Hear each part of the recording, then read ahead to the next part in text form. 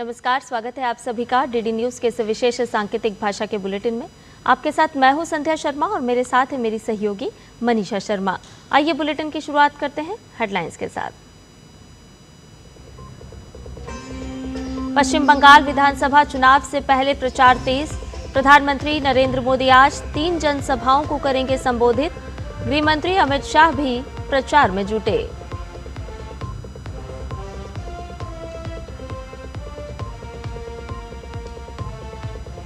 विदेश मंत्री doctor S Jaishankar की सफल मॉरिशस यात्रा। दोनों देशों के बीच स्वास्थ्य, शिक्षा और इंफ्रास्ट्रक्चर जैसे महत्वपूर्ण क्षेत्रों में हुए अहम समझौते। साथ ही विदेश सचिव विक्रम मिस्री की अमेरिका यात्रा संपन्न। पैक्स सिलिका और एलपीजी निर्यात जैसे अहम मुद्दों पर हुई चर्चा।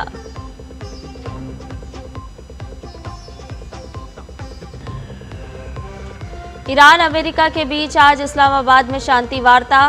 विदेश मंत्री अब्बास अराक्ची के नेतृत्व में ईरानी दल पहुंचा। वार्ता से पहले डोनाल्ड ट्रंप का बयान, अमेरिका हर हाल में खोलेगा हॉर्मुज का रास्ता।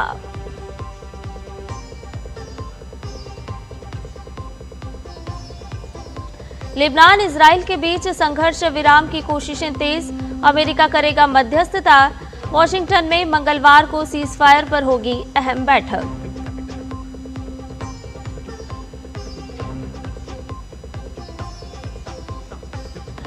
और चांद की ऐतिहासिक यात्रा के बाद 4 अंतरिक्ष यात्रियों को लेकर लौटा नासा का यान। प्रशांत महासागर में सैन डिएगो के पास हुआ स्प्लैश डाउन।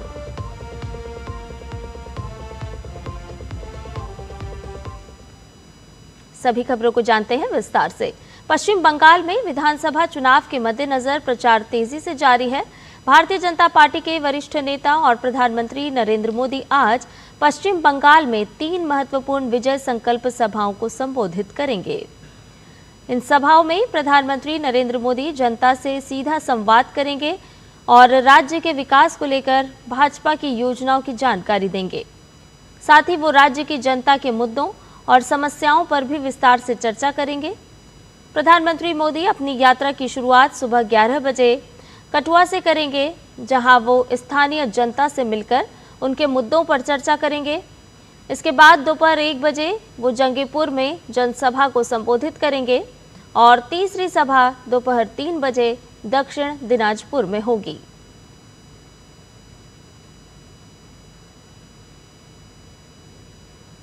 इसके साथ ही वरिष्ठ भाजपा नेता और केंद्रीय गृह एवं सहकारिता मंत्री अमित शाह आज पश्चिम बंगाल में 3 विशाल जनसभाओं को संबोधित करेंगे। अमित शाह बांकुड़ा जिले की ओंडा विधानसभा के रामसागर अंचल ग्राउंड में अपनी पहली जनसभा करेंगे। इसके बाद वरिष्ठ भाजपा नेता अमित शाह बांकुड़ा की ही छतना विधानसभा क्षेत्र में चुनावी रैली करेंगे। वहीं अपनी तीसरी चुनावी रैली के लिए अमित शाह पुरुलिया जिले का रुख करेंगे, जहां बाघमुंडी विधानसभा क्षेत्र के कुशालडीह क्रिकेट मैदान में वो एक विशाल जनसभा को संबोधित करेंगे। आज महान समाज सुधारक महात्मा ज्योतिबा फुले की 200वीं जयंती है। इनका जन्म साल 1827 में पुणे में हुआ था। वो एक समाज सेवी, विचारक, लेखक, दार्शनिक और क्रांतिकारी थे। इन्होंने विधवाओं और महिलाओं के कल्याण के लिए बहुत काम किया। साथ ही किसानों की हालत सुधारने और उनके कल्याण के लिए भी काफी प्रयास किए। ज्योतिबा फुले की जयंती के मौके पर संसद परिसर स्थित प्रेरणा स्थल पर आज सुबह एक समारोह का आयोजन किया गया है।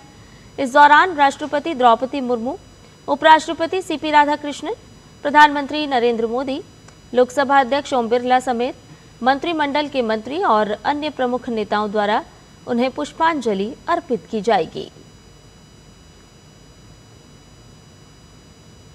विदेश मंत्रालय ने विदेश मंत्री डॉक्टर एस जयशंकर की मॉरिशस यात्रा को बेहद सफल और विकासोन्मुखी बताया है।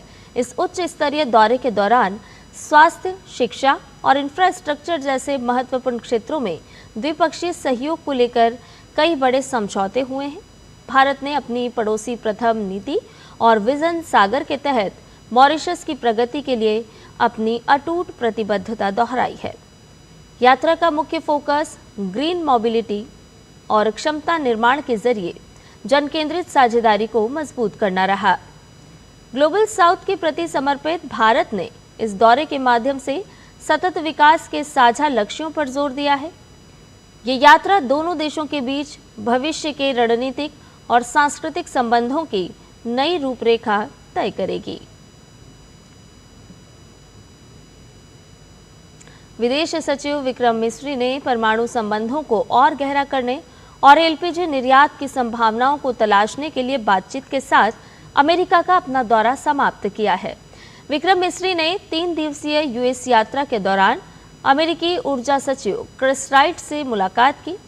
इस दौरान परमाणु ऊर्जा के क्षेत्र में अमेरिका के साथ ऊर्जा सहयोग बढ़ाने और कोयला गैसीकरण और एलपीजी निर्यात जैसे नए क्षेत्रों पर चर्चा की। वहीं द्विपक्षीय ऊर्जा व्यापार को मजबूत करने और भारत अमेरिका ऊर्जा साझेदारी को सुदृढ़ करने के नए रास्ते तलाशने पर जोर दिया। इस बैठक में भारत में अमेरिकी राजदूत सर्गेई गोर भी मौजूद थे। अमेरिकी ऊर्जा सचिव ने इस मुलाकात को सकारात्मक बताते हुए कहा कि अमेरिका भारत ऊर्जा सहयोग के भविष्य पर चर्चा करने में बहुत आनंद आया। साथ ही नागरिक परमाणु ऊर्जा पर भी सहयोग की बात कही। आपको बता दें कि इससे पहले मिस्री ने अमेरिका के विदेश मंत्री मार्को रूबियो, रक्षा, वाणिज्य और राज्य विभागों के वरिष्ठ अधिकारी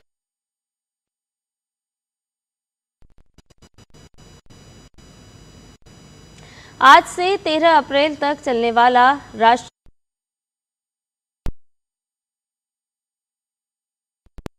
मंत्री राजनाथ सिंह करेंगे।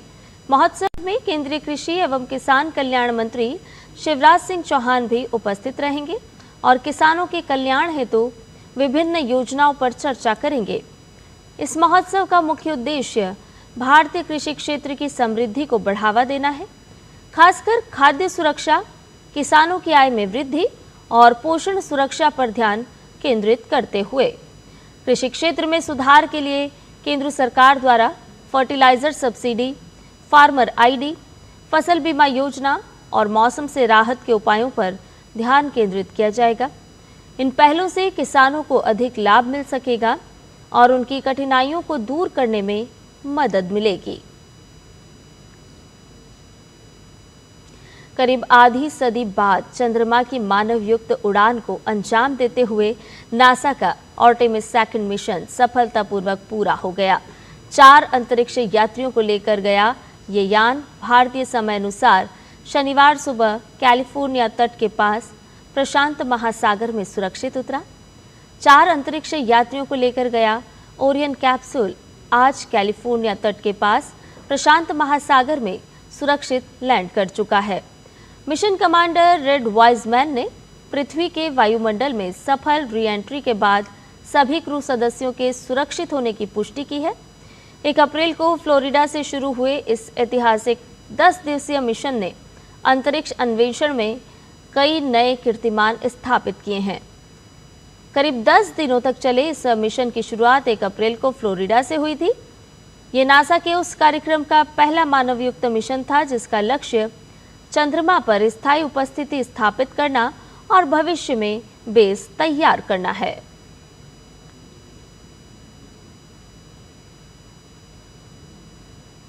अमेरिका के साथ सीजफायर वार्ता के लिए ईरानी अधिकारियों का शीर्ष प्रतिनिधिमंडल पाकिस्तान की राजधानी इस्लामाबाद पहुंच गया है।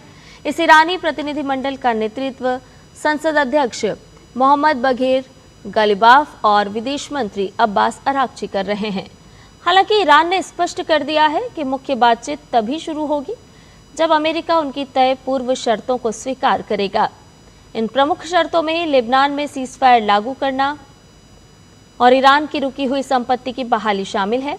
दूसरी तरफ अमेरिकी प्रतिनिधिमंडल का नेतृत्व उपराष्ट्रपति जेडी वेंस कर रहे हैं, जो हॉर्मुज जलडमरू मध्य से व्यापार और परमाणु संवर्धन जैसे बेहद संवेदनशील मुद्दों पर चर्चा करेंगे। लेबनान और इजराइल के बीच जारी भीषण संघर्ष को रोकने के लिए अगले मंगलवार को वॉशिंगटन में एक निर्णायक बैठक होगी। लेबनानी राष्ट्रपति कार्यालय ने आधिकारिक पुष्टि की है कि अमेरिकी विदेश विभाग की मध्यस्थता में दोनों देश संघर्ष विराम की शर्तों पर चर्चा करेंगे। इस महत्वपूर्ण वार्ता की रूपरेखा शुक्रवार शाम को लेबनान, इजराइल और अमेरिका के राजदूतों के बीच हुई त्रिपक्षीय फोन कॉल के दौरान तय की गई। बैठक का मुख्य एजेंडा तत्काल सीजफायर की घोषणा करना और भविष्य की शांति वार्ताओं के लिए समय सीमा निर्धारित करना है।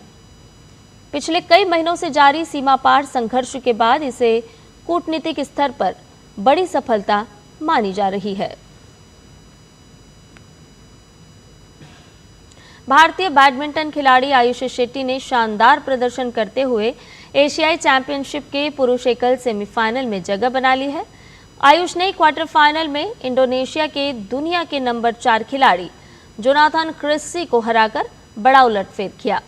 विश्व रैंकिंग में 25वें स्थान पर काबिज आयुष शेट्टी ने क्रिस्टी को 23-21, 21-17 से शिकस्त दी। क्रिस्टी एशियाई खेलों के साथ एशियाई चैंपियनशिप में भी स्वर्ण पदक विजेता हैं। वो इस इंडोनेशियाई टीम का भी हिस्सा थे जिसने 2020 में थॉमस कप जीता था। आज होने वाले सेमीफाइनल में आयुष का सामना थाईलैंड के कुनलावत विदितसर्न से होगा।